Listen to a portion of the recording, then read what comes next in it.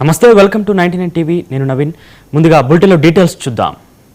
గుంటూరు జిల్లా పొన్నూరులో 99 టీవీ నూతన సంవత్సరపు క్యాలెండర్ను పొన్నూరు పురపాలక సంఘ కమిషనర్ ఎం రమేష్ బాబు ఆవిష్కరించారు.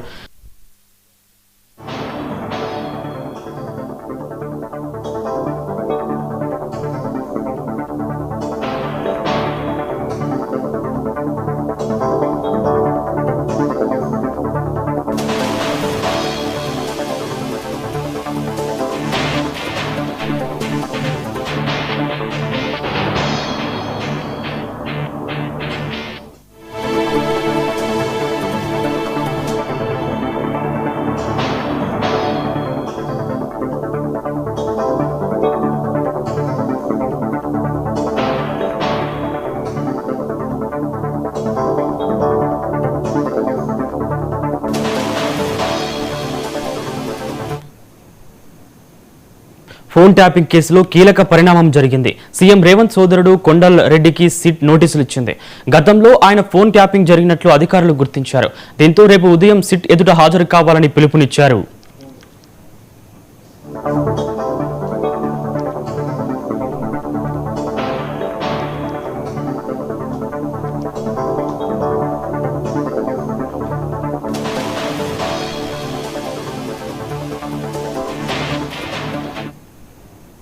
ఫోన్ ట్యాపింగ్ కేసులో కీలక పరిణామం జరిగింది. సీఎం రేవంత్ సోదరుడు కొండల్ రెడ్డికి సిట్ నోటీసులు ఇచ్చింది.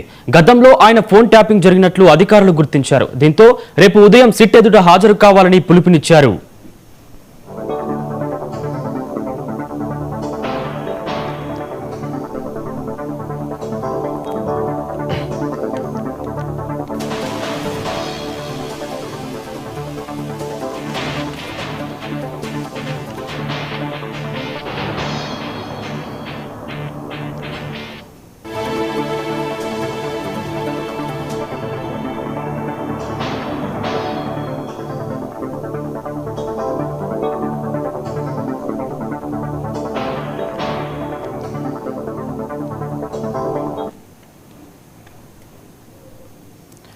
ఫోన్ ట్యాపింగ్ కేసులో కీలక పరిణామం జరిగింది. సీఎం రేవంత్ సోదరుడు కొండల్ రెడ్డికి సిట్ నోటీసులు ఇచ్చింది.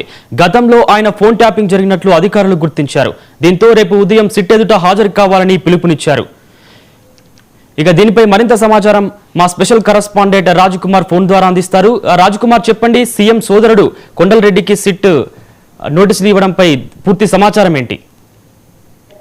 నవీన్, తెలంగాణ రాజకీయాల్లో తీవ్ర సంచలనం రేపినటువంటి ఫోన్ ట్యాపింగ్ వ్యవహారం ఇప్పుడు బిగ్ ట్విస్ట్ గా కూడా చెప్పుకోవచ్చు. ఎందుకంటే ఇప్పుడు చివరి దశలో, అంటే ఇప్పటికే దానికి సంబంధించినటువంటి అప్పటి ఎస్ఐబి చీఫ్ ప్రభాకర్ రావును విచారించిన నేపథ్యంలో ఒక్కొక్కరితో కూడా ఇప్పుడు వారందరినీ కూడా ఎవరెవరి ఫోన్లు ట్యాప్ చేశారన్న దానిపై కూడా వారందరినీ పిలవడం జరుగుతుంది. సిట్ మాత్రం ఇప్పుడు మరో కీలక మలుపు తీసుకోవడం జరిగింది అని కూడా చెప్పుకోవచ్చు. ఈ రేవంత్ రెడ్డి ప్రతిపక్ష నేతగా ఉన్నప్పుడు ఆయనతో పాటు ఆయన కుటుంబం కూడా ఫోన్ ట్యాపింగ్ ఎదుర్కొన్నారు. దాంతో పాటు ఇప్పుడు ఆ సమయంలో ఆయన రేవంత్ రెడ్డితో పాటు సోదరుడు కొండల్ రెడ్డి ఫోన్ కూడా ట్యాపింగ్ గురైనట్లు కూడా తెలుస్తా ఉంది. దీనికి సంబంధించి దాంట్లో దర్యాప్తులో భాగంగానే రేపు సిట్ ముందు హాజరు కావాలని కూడా నోటీసులు జారీ చేయడం జరిగింది. ముఖ్యమంత్రి కుటుంబ సభ్యులు కూడా వదలలేదు అన్న దానిపై కూడా ఇప్పుడు ఒక్కసారి, అంటే ఒక్కొక్కరిని కూడా వారు ఎవరెవరిని ట్యాప్ చేశారు వారందరినీ కూడా విచారిస్తున్నారు. రేపు కొండల్ రెడ్డి సిట్ ఆఫీస్ కు ఏదైతే గుర్తించే వారిని రమ్మనడం జరిగింది. ఈ ఫోన్ ట్యాపింగ్ వ్యవహారంలో ఏం జరిగింది,